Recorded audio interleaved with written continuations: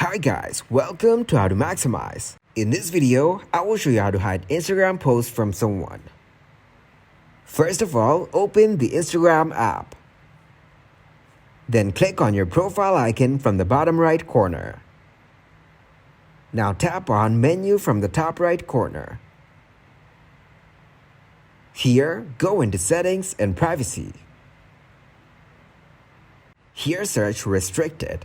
Tap to see the restricted accounts and click to continue. Once you click on Continue, you can search any account in here and add it to Restricted. After adding, you will see the restricted person can no longer see your post. And that's how you can hide Instagram posts from someone. Thanks for watching, and please leave a like, subscribe, and share.